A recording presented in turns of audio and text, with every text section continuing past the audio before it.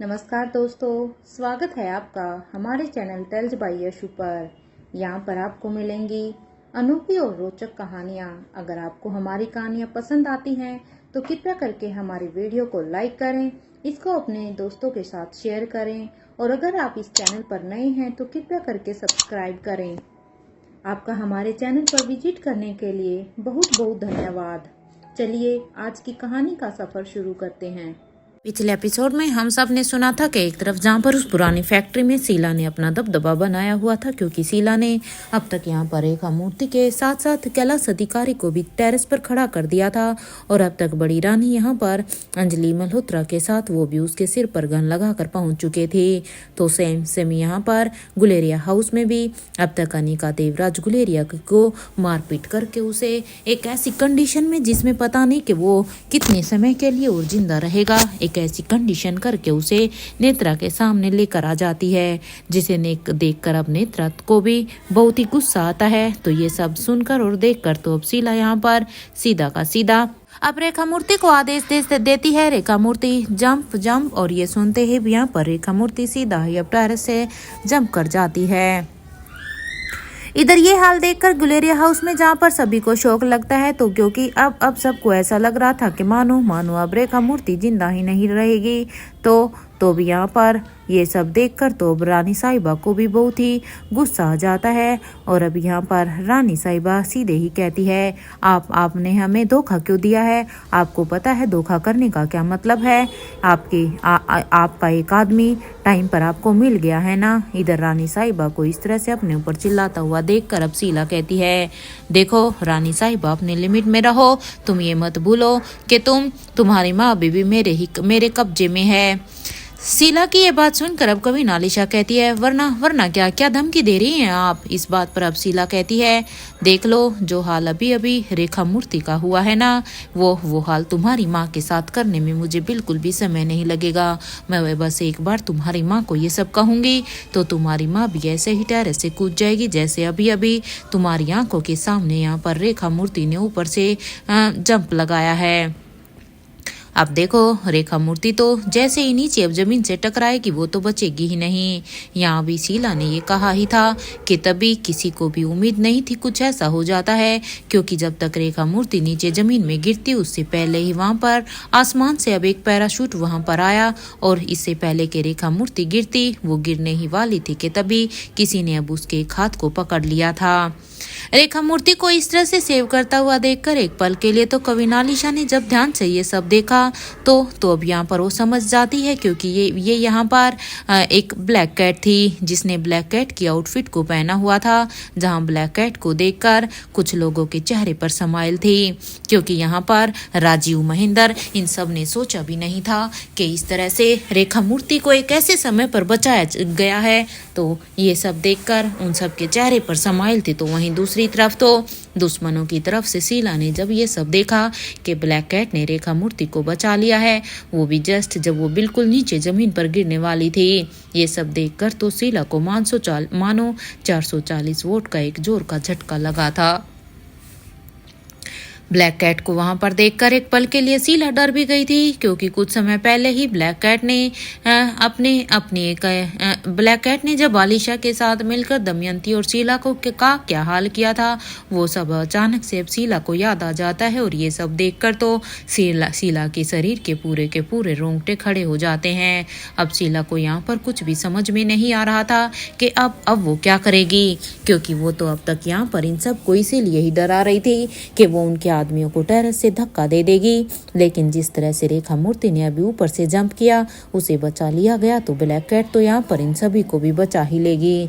इसलिए शीला को अभी कुछ भी समझ नहीं आ रहा था कि आखिर अब ऐसी कंडीशन में वो करे तो करे क्या, क्योंकि नेत्रा भी गुलेरिया हाउस में ही थी, इसलिए भी नेत्रा भी अचानक से शीला की हेल्प नहीं कर सकती थी।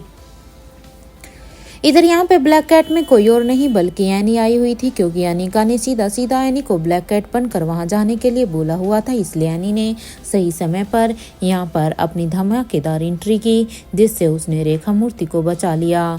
इधर यहाँ एनी अब रेखा मूर्ति को लेकर फिर से टेरेस पर आ गई थी। तो वहीं शीला के इधर ये चाइनीज़ फाइटर जो कि अभी टेरेस पर ही थे, अब उसके साथ अब वो फाइट करने लगते हैं, क्योंकि जैसे ही शीला के फाइटर्स ने एनी को वहाँ पर ब्लैक जंप सूट में देखा तो उसे वो दुश्मन समझकर अब वो उसके साथ फाइट करने लगते हैं। तो वहीं एनी भी अब उनका बड़े अच्छे से जवाब दे रही थी, क्योंकि एनी तो ठहरी एक रोबोट, और एक रोबोट के लिए इतने सारे लोगों को हैंडल करना कोई मुश्किल काम तो नहीं था। तो वहीं इधर शीला बेबी यहाँ पर नेत्रा से हेल्प मांग रही थी, क्योंकि जैसे ही शीला ने ये देखा कि यहाँ पर ब्लैक कैट अब टेरेस पर आ गई है तो शीला को अब ब्लैक कैट से और भी ज़्यादा डर लगने लगा था, क्योंकि अब उसका वही पीछे वाला इंसिडेंट उसकी आंखों के सामने था, और अब शीला नहीं चाहती थी कि जो पीछे उसके साथ हुआ वो दोबारा से उसके साथ रिपीट हो, क्योंकि उसका दर्द शीला आज तक बिल्कुल भी नहीं भूली थी। इसलिए वो अभी इस कॉल पर बार बार यहाँ पर नेत्रा को कह रही थी, नेत्रा प्लीज हेल्प मी, अगर तुमने अभी मेरी हेल्प नहीं की तो ये ब्लैक कैट पता नहीं क्या ही हाल करेगी। तो वहीं अब उस फैक्ट्री के नीचे भी अब एक फिर से फाइट शुरू हो गई थी, जो फाइट यहाँ पर कुछ पल के लिए इन सब को टेरेस पर खड़ा देखकर रुक गई थी, क्योंकि राजीव भी बिल्कुल भी नहीं चाहता था कि यहाँ पर बड़ी रानी को, रेखा को, या फिर कैलाश अधिकारी को, या फिर अंजलि को किसी को खरोच भी आए। इसलिए यहाँ पर महेंद्र और राजीव ने अपने हथियार डाल दिए थे। तो भी यहाँ पर क्योंकि अब उन्हें वो अब पूरी तरह से श्योर हो गए थे कि वो लोग अब ठीक है, इसलिए यहाँ पर इन्होंने भी अब अपने इन दुश्मनों के साथ अपनी फाइटिंग पोजीशन ले ली थी। यहाँ पर अब सभी को ही फाइट करता हुआ देखकर अब आकाश गुलेरिया भी टेरेस की तरफ जाने लगता है, क्योंकि आकाश को यहाँ पर फाइट तो नहीं आती थी, लेकिन वो सबसे पहले यहाँ पर इन चारों को सुरक्षित कहीं दूसरे स्थान पर लेकर जाना चाहता था। इसलिए आकाश अब तक टेरेस की तरफ जाने लगता है। तो वहीं शीला भी अब नीचे की तरफ ही जा रही थी, क्योंकि ब्लैक कैट यहाँ पर ऊपर उन चाइनीज फाइटर के साथ फाइट कर रही थी। तो शीला बस किसी भी तरह से अपनी जान को बचाकर यहाँ से भागना चाहती थी, इसलिए मौके का फायदा उठाकर वो टेरेस से नीचे की तरफ ही उतर रही थी। तो इधर दूसरी तरफ गुलेरिया हाउस में अनिका ने जब ये सब कुछ स्क्रीन पर देखा तो उसे एक सुकून मिला। अनिका को भी अब यहाँ पर पूरी तरह से आश्वस्त हो जाती है कि अब एनी वहाँ पर पहुँच चुकी है, तो वो अब सबको सकुशल वहाँ से ले आएगी। अनिका को पता था कि वहाँ पर एनी अब सब कुछ संभाल लेगी, इसलिए अब अनिका को उधर का सोचने की बिल्कुल भी ज़रूरत नहीं है। इसलिए अब अनिका को भी यहाँ पर फोकस रखना चाहिए, लेकिन उसे अभी भी चिंता भूमिका और निखिल की थी, क्योंकि उन्होंने थोड़ी देर पहले यहाँ पर स्क्रीन पर भूमिका और निखिल की जो हालत देखी उसे देखकर वो अभी भी उनके बारे में चिंतित थी। यहाँ अनिका ने जब ऊपर की तरफ देखा तो वहाँ पर खड़े स्वाति और रोहित दोनों ही अब अनिका को आंखों ही आंखों में इशारे कर रहे थे कि वो भूमिका और निखिल को बचाने के लिए जा रहे हैं। वो उनके बारे में बिल्कुल भी चिंता ना करें, वो जल्द भी उन तक पहुँच जाएंगे। इधर उनके इशारे को समझकर अब अनिका भी हाँ में अपनी गर्दन को हिला देती है, क्योंकि अनिका यहाँ पर तब तक फिर से अपनी फाइटिंग पोजीशन नहीं ले सकती थी जब तक अनिका भूमिका और निखिल की तरफ से भी श्योर नहीं हो जाती कि वो दोनों अभी सुरक्षित हैं। क्योंकि अगर अनिका ने यहाँ पर एक भी अपना दाव खेला तो दूसरी तरफ से उन दोनों की जान को खतरा था। तो वहीं जब नेत्रा ने अनिका को ऊपर की तरफ देखते हुए देखा तो वो भी उन अनिका की नज़रों का पीछा करते हुए ऊपर की तरफ देखने लगती है कि आखिर अनिका ऊपर क्यों देख रही है, कौन है आखिर ऊपर। इधर इसलिए जैसे ही अब वो ऊपर देखने ही वाली थी कि तभी अब यहाँ पर रोहित और स्वाति मल्होत्रा दोनों ने ही भाप लिया था कि नेत्रा अब ऊपर की तरफ ही देखने वाली है, क्योंकि जब नेत्रा ने अनिका की आंखों को की तरफ देखा तो वो तभी समझ गए थे। इसलिए जब नेत्रा ऊपर की तरफ देखती है, इससे पहले नेत्रा की नज़र उन दोनों पर पड़ती, वो दोनों यहाँ पर रेलिंग के पास जल्दी से ही नीचे झुक जाते हैं ताकि नेत्रा उनको ना देख पाए। तो वहीं अब अनिका अब सिद्धार्थ और ओमकार को कुछ इशारा करती है। तो अनिका ने जैसे ही इन दोनों की तरफ इशारा किया तो ओमकार और सिद्धार्थ ये दोनों भी अनिका के इशारे को समझ जाते हैं कि अब उन्हें क्या करना है, क्योंकि अनिका ने पहले ही इन्हें ये सब करने के लिए इन्हें बता दिया था। तो इधर अब वो जल्दी से अनिका का इशारा मिलते ही अब अपनी पॉकेट में अपना हाथ डालते हैं और अब वो अपनी पॉकेट से कुछ स्मोक कैप्सूल निकालते हैं। अनिका ने पहले ही इन दोनों को ये स्मोक कैप्सूल दे दिए थे ताकि अगर कोई ऐसी सिचुएशन आए जिसमें दुश्मन अगर इन्हें मजबूत होता हुआ दिखे तो ये दोनों इसमें अनिका की हेल्प कर सकते थे।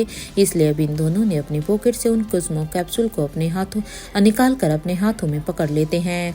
तो अब उसे देखकर अब स्वाति मल्होत्रा कहती है, रोहित अब ये सही मौका है, अब हमें यहाँ से भागना होगा। इससे पहले कि ओमकार और सिद्धार्थ इस स्मोक कैप्सूल को क्रैश करें, ये क्योंकि देखो हमें भूमिका और निखिल को भी बचाना है। स्वाति मल्होत्रा की ये बात सुनते ही अब रोहित मारवा कहता है, ठीक है माँ। और ये कहते हुए ही इसके बाद रोहित और स्वाति वो दोनों ही अभी यहाँ पर राजीव गुलेरिया के रूम की तरफ फिर से जाने लगते हैं, क्योंकि वो जिस सीक्रेट रास्ते से वो यहाँ पर गुलेरिया हाउस में इंटर हुए थे, उसी सीक्रेट रास्ते से अब वो फिर से बाहर जाकर अब भूमिका और निखिल को बचाने वाले थे।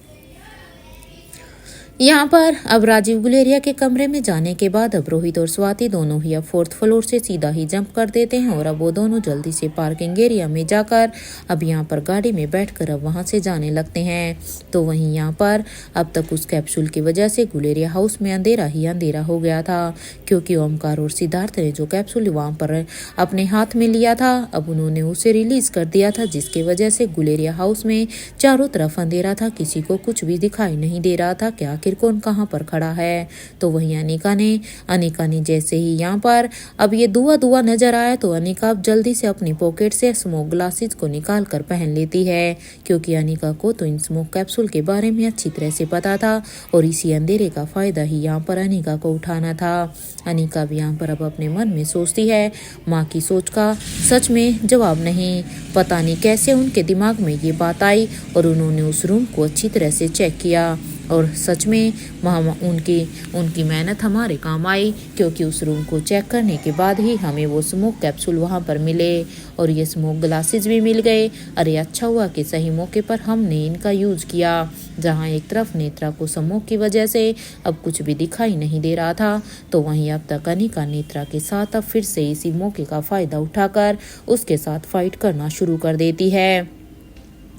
तो वहीं ओमकार भी अब बच्चों की तरफ जाता है, तो उसके पीछे यहाँ पर सिद्धार्थ भी ओमकार के पीछे बच्चों की तरफ बढ़ रहा था।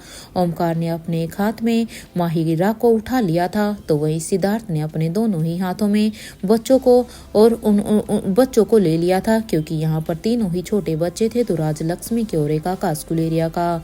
उन्होंने पहले ही अपने स्टेप को यहाँ पर काउंट कर लिया था कि उन्हें वहाँ तक बच्चों तक पहुँचने के लिए उन्हें कितने स्टेप लेने हैं, क्योंकि यहाँ पर अंधेरा था, तो इसलिए अब उन्होंने यहाँ पर पेशेंटली काम करना था। उन्हें पता था कि बच्चों से कितने कदम की दूरी पर ग्राउंड फ्लोर का रूम है और वो सभी अब जैसे ही बच्चों को यहाँ पर सेफली अपने हाथों में उठाकर और बड़े बच्चों को अपने साथ लेकर उस रूम के पास आते हैं, तो वहीं वो दोनों अब सबसे पहले तो छोटे बेबीज को सेफ्टी के साथ बेड पर लिटा देते हैं और उनके आसपास अब यहाँ पर पिलो रख देते हैं, ताकि बेबीज को बेड से गिरने का किसी भी तरह का रिस्क ना हो, ताकि करवट लेते हुए वो नीचे गिर ना जाएं। अब उन बच्चों की सिक्योरिटी को इंश्योर करने के बाद ही वो दोनों फिर से अब उस रूम से बाहर निकल कर आते हैं। अब उन्हें कुछ भी यहाँ पर सच में बाहर दिखाई नहीं दे रहा था। अभी हॉल में इतना सारा अंधेरा देखकर अब यहाँ पर ओमकार कहता है, भैया वो अनिका दीदी ने हमें दिया था ना वो आई ग्लासेज, वो कहाँ पर है? क्योंकि देखो भैया, अभी हमें बाकी सबको भी तो बचाना है, क्योंकि अभी तक तो बस हम छोटे बच्चों को ही बचा पाए हैं, इसलिए अब वो ग्लासेज अब हमें यूज़ करने चाहिए। ओमकार की ये बात सुनते ही अब सिद्धार्थ कहता है, अरे हाँ मैं तो भूल ही गया था उन ग्लासेज के बारे में कि अनिका ने हमें वो सब दिए थे। और ये कहते हुए ही सिद्धार्थ अब जल्दी से अपनी पॉकेट में अपने हाथ मारता है और अब वो यहाँ पर अपनी पॉकेट से उन आई ग्लासेज को निकाल लेता है। उन आई ग्लासेज को निकालने के बाद सिद्धार्थ अब अपनी आंखों में पहन लेता है।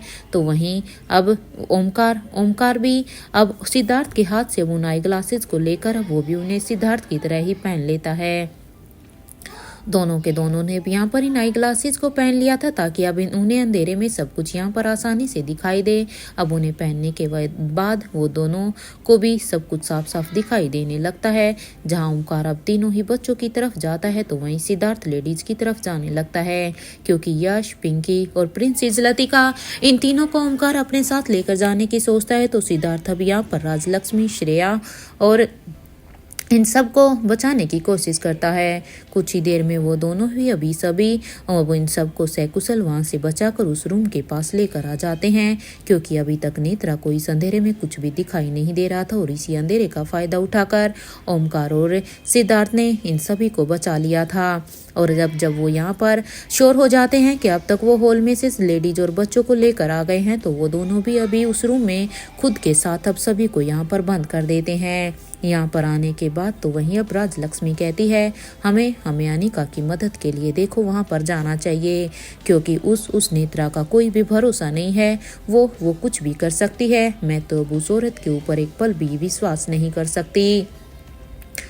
अब राजलक्ष्मी की ये बात सुनते ही अब ओमकार कहता है, भाभी अब कूल डाउन। इस वक्त हम सभी यहीं रहकर ही दीदी की हेल्प कर सकते हैं, क्योंकि देखो आपने जो कहा वो बिल्कुल सही है, क्योंकि वो नेत्रा से हमें खुद को बचाना चाहिए। और अगर हम यहाँ पर सब सुरक्षित हैं तो दीदी तो फिर अपने आप ही नेत्रा को संभाल लेगी, क्योंकि दीदी को हमारी मदद की ज़रूरत नहीं है। बस अगर हम अपने आप को यहाँ पर सुरक्षित रख पाए तो वही दीदी के लिए सबसे बड़ी हेल्प होगी। यहाँ ओमकार का साथ देते हुए अब सिद्धार्थ भी कहता है, हाँ राजलक्ष्मी, ओमकार बिल्कुल सही कह रहा है। देखो अगर हम अनिका की मदद करना भी चाह रहे हैं तो हमें इसी तरह से खुद की सेफ्टी को इंश्योर करना होगा, क्योंकि अगर अनिका को एक पल के लिए भी ये लगा कि वह अब हम सब खतरे में हैं, तो फिर वो अच्छी तरह से फाइट नहीं कर पाएगी और उसी चीज़ का फायदा वो नेत्रा फिर से उठा लेगी। इसलिए हमें यहाँ पर इस कमरे में अपने आप सेफ्टी को इंश्योर करना होगा, ताकि अनिका उस नेत्रा से बेझिझक फाइट कर सके। सिद्धार्थ की ये बात सुनते ही अब राजलक्ष्मी और श्रेया दोनों ही अब अपने बच्चों के पास जाकर अब उन्हें अपनी गोद में ले लेती हैं, क्योंकि सच में अभी थोड़ी देर पहले जो कुछ भी होने वाला था उसे देखकर ये दोनों की दोनों डर गई थी। इसलिए वो अब जल्दी से हांफते हुए अपने बच्चों को अपनी गोद में लेती हैं और अपने गले से लगाते हुए कहती हैं, आज अगर सच में इन्हें कुछ भी हो जाता ना, तो शायद मैं अपने आप को कभी भी माफ़ नहीं कर पाती। और ये कहते हुए ही वो दोनों अब जोर जोर से रोने लगती हैं, मानो अभी भी वो डर उनकी आंखों के सामने ही था। तो वहीं सिद्धार्थ अब ये सब देखकर अब नंदिनी भाभी से कहता है, नंदिनी प्लीज़ संभालो इन्हें, क्योंकि देखो मैं मानता हूँ ये समय अभी हम सब के लिए बहुत ही बुरा है, लेकिन प्लीज़ इन्हें संभालो। इन्हें कहो कि अब जैसा जो कुछ अभी होने वाला था वो अब कुछ हुआ नहीं है, इसलिए अपने आप को ये संभाले। सिद्धार्थ की ये बात सुनते ही अब नंदिनी भाभी भी अब उन दोनों के पास चली जाती है और अब वो यहाँ पर राजलक्ष्मी और श्रेया दोनों को ही संभालने लगती है और कहती है, देखो श्रेया, राजलक्ष्मी, मैं मानती हूँ जो कुछ हुआ वो बहुत ही गलत हुआ, लेकिन हमें भगवान का शुक्रिया मनाना चाहिए कि जो इतनी बड़ी घटना अभी होने वाली थी वो बच गई। यहाँ पर जहाँ एक तरफ अब नंदिनी दोनों को संभाल रही थी, तो दूसरी तरफ पेरिस में बूढ़े किंग के पैलेस में रिया उस गेम को काफ़ी वक्त से खेल रही थी कि अब यहाँ पर उस गेम को खेलते खेलते रिया को वक्त का अंदाज़ा भी नहीं हुआ कि उसे कितना समय हो गया है इस गेम को खेलते हुए। और वो अब उसे ढूंढते हुए ही इधर रिया को ढूंढते हुए उसके दोनों भाई और साथ उनके साथ सावित्री भी, वो तीनों ही अब यहाँ पर वहीं पर ही आ जाते हैं जब उन्हें रिया कहीं भी दिखाई नहीं दी। और जब वो रिया को यहाँ पर इसके कमरे में गेम खेलते हुए इतना बिजी देखते हैं, तो भी यहाँ पर अलेक्जेंडर रिया से कहता है, मैंने कहा था ना रिया तुमसे कि यहीं पर ही मिलेगी। अब ये सुनते ही यहाँ पर सावित्री रिया के पास जाकर अब उसके हेडफोन्स को निकाल कर कहती है, रिया बेबी, सच में आप कब से गेम खेल रही हैं? अरे अगर अलेक्जेंडर बाबा के बड़ी को पता चल गया ना कि आप इतने लंबे समय से गेम खेल रही हैं तो वो आपसे सच में बहुत ही नाराज़ होंगे। इवन आपको इसके बदले में कोई पनिशमेंट भी मिल सकती है। सावित्री की ये बात सुनते ही अब रिया कहती है, नहीं होंगे वो मुझसे नाराज, और वैसे भी नाराज होने के लिए उन्हें यहाँ पर होना भी तो चाहिए ना, क्योंकि देखो वो तो यहाँ पर है ही नहीं। तो आप खुद ही बताओ कि उन्हें कैसे पता चलेगा कि मैं कितनी देर से गेम खेल रही हूँ और कितनी देर से नहीं। इधर रिया की ये बात सुनते ही अब अलेक्जेंडर कहता है, क्या मतलब है रिया तुम्हारा? यहाँ पर बड़ी नहीं है, तुम्हें इसके बारे में कैसे पता? अलेक्जेंडर की ये बात सुनते ही अब रिया कहती है, हाँ अलेक्जेंडर, वो यहाँ पर नहीं है। वो क्या है ना कि दादी माँ आज बहुत ही प्रीटी लग रही थी। उन्हें देखकर ऐसा लग रहा था कि मानो आज उनकी कोई कार रेस है। सच में अब दादी माँ ने आज जो आउटफिट पहना हुआ था उसे देखकर तो एक पल के लिए मैं भी हैरान हो गई थी, क्योंकि मैंने भी दादी माँ को कभी ऐसा आउटफिट पहने हुए नहीं देखा। सच में वो ऐसा लग रहा था जैसे आज वो किसी कार कंपटीशन में पार्टिसिपेट करने वाली ही। रिया की ये बात सुनते ही आर्यन कहता है, तुम मजाक कर रही हो ना रिया? क्योंकि आर्यन ने भी जो अभी अभी रिया के मुंह से सुना तो आर्यन ने भी ये कभी ना तो देखा था और ना ही वो सोच सकता था कि उसकी दादी माँ किसी कार रेस में पार्टिसिपेट करेगी। इसलिए अब आर्यन उसकी बातों पर विश्वास नहीं कर पा रहा था। और अब वो आर्यन फिर से रिया से कहता है, रिया क्या तुम भूल गई हो? दादी माँ को तो गाड़ी की स्पीड से ही डर लगता है। तो अब तुम ही बताओ कि जब दादी माँ को गाड़ी की स्पीड से ही इतना डर लगता है तो क्या वो कार रेस करेगी? रिया, तुम्हारा लगता है ये गेम खेल खेल कर दिमाग ही खराब हो गया है, जो तुम कुछ भी कहे जा रही हो। आर्यन की ये बात सुनते ही रिया कहती है, नहीं आर्यन, मैं सच बोल रही हूँ। मैंने दादी माँ को एक ऐसा आउटफिट पहने हुए देखा है। इवन वो कहीं जाने की तैयारी में थी। मैंने उनसे थोड़ा सा समय मांगा था, लेकिन दादी माँ ने उसके लिए भी मुझे मना कर दिया। और वैसे भी जो तुमने कहा था वो भी सही है, क्योंकि मुझे अच्छी तरह से याद है कि दादी माँ को कार की स्पीड से कितना डर लगता है। लेकिन उनके जाने के बाद तुम्हारी बड़ी भी फिर उनके पीछे पीछे ही चले गए थे। मैंने खुद अपनी आंखों से देखा है, क्योंकि जैसे ही दादी माँ उस आउटफिट को पहन कर वहाँ से गई तो मैंने तुम्हारे बड़ी को भी उसके पीछे जाते हुए देखा है। वो भी किसी जल्दी में लग रहे थे। रिया की ये बात सुनते ही आर्यन कहता है, क्या तुम उनके साथ नहीं गई फिर?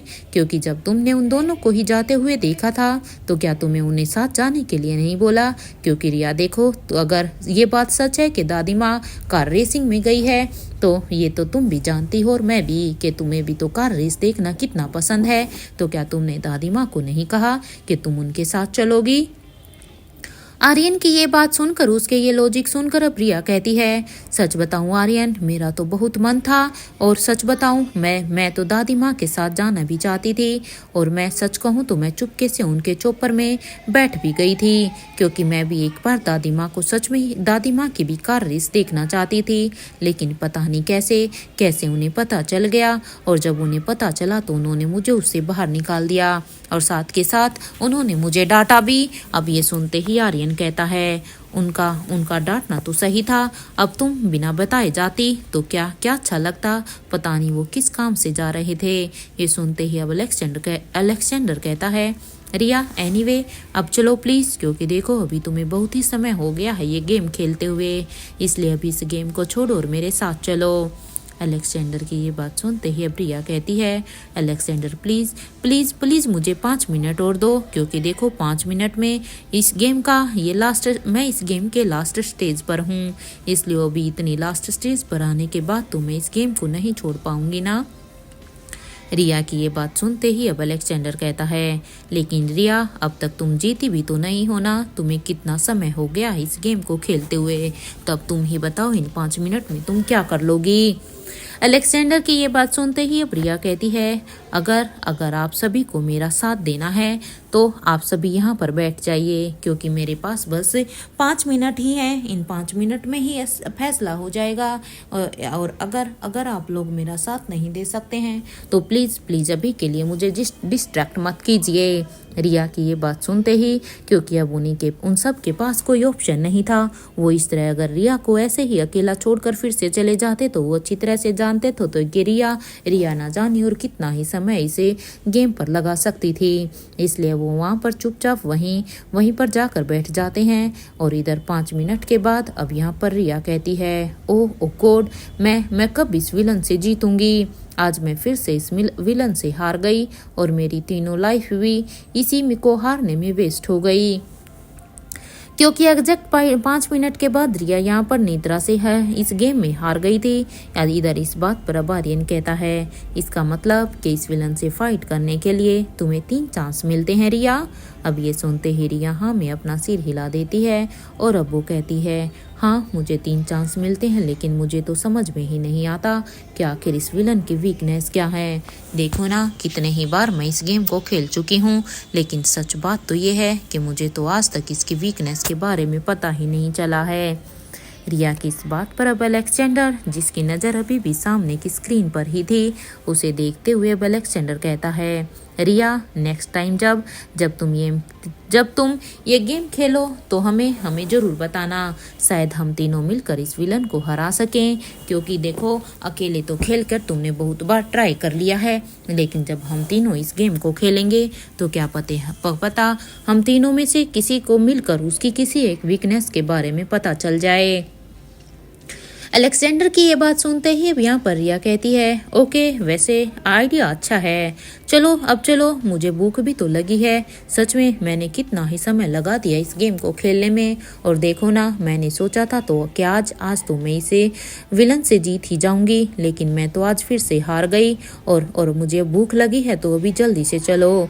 ये सुनते ही यहाँ पर सावित्री कहती है, अच्छा रिया बेबी, जब तक आप गेम खेल रही थी तब तक तो आपको भूख बिल्कुल भी नहीं लगी थी ना, लेकिन देखो ना, गेम खत्म होते ही अब तुम्हें भूख का एहसास हो गया।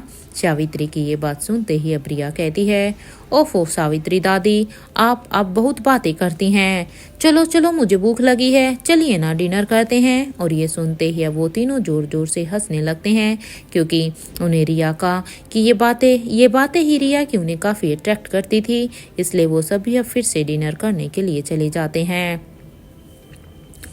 इधर इंडिया में दिल्ली में उस अम्यूजमेंट पार्क में जहां पर नताशा और आयशा ने यहां पर यशवंत मल्होत्रा के साथ ये उसकी हालत इतनी खराब कर रखी थी, तो यहां पर नताशा बायशा से कहती है, आयशा चलें वहां पर जहां पर इसका नसीब इसे बुला रहा है। अब नताशा की ये बात सुनते ही बायशा मारवा भी हाँ में अपना सिर हिला देती है, तो वहीं अब नताशा अब जोनोर आकांक्षा से कहती है, मेरे रोहित के चंगू मंगू। ये सुनते ही अब जोन और आकांक्षा कहते हैं, हम चंगू मंगू नहीं हैं, मेरा नाम जोन है और मेरा नाम आकांक्षा है। अब उन दोनों की ये बात सुनते ही अब नताशा कहती है, अरे हाँ, वो जो तुम दोनों के नाम है, मेरे लिए तो तुम दोनों वही हो, इसलिए चलो, अब जहाँ तुमने मेरी इतनी हेल्प की है, तो अब मेरा एक काम और करो, इस बुड्ढे को वहाँ पर लेकर चलो जिसका एड्रेस अभी मैं तुम्हें बता रही हूँ। अब ये कहते हुए ही नताशा अब जोन और आकांक्षा को अब एक एड्रेस बताने लगती हैं, जहां पर अब वो यशवंत मल्होत्रा को लेकर जाना चाहती थी। इधर वो एड्रेस को सुनकर अब यहाँ पर आकांक्षा कहती हैं, ओके मैडम, और ये कहते हुए ही अब वो यशवंत मल्होत्रा को घसीटते हुए ही अब उन्हें कार की तरफ लेकर जाते हैं। और अब जैसे ही वो कार के पास पहुंचते हैं, तो यशवंत मल्होत्रा को अब वो यहाँ पर कार में पटक देते हैं, और अब वो यहाँ से उन्हें लेकर जाने लगती हैं। तो वहीं जहाँ पर किंग की स्टैचू अब यशवंत मल्होत्रा को पकड़कर बैठी हुई थी, तो वहीं जोन अभी यहाँ पर ड्राइविंग सीट पर बैठा हुआ था, तो वहीं एक दूसरी गाड़ी में यहाँ पर नताशा बैठी हुई थी, और साथ के साथ आयशा भी।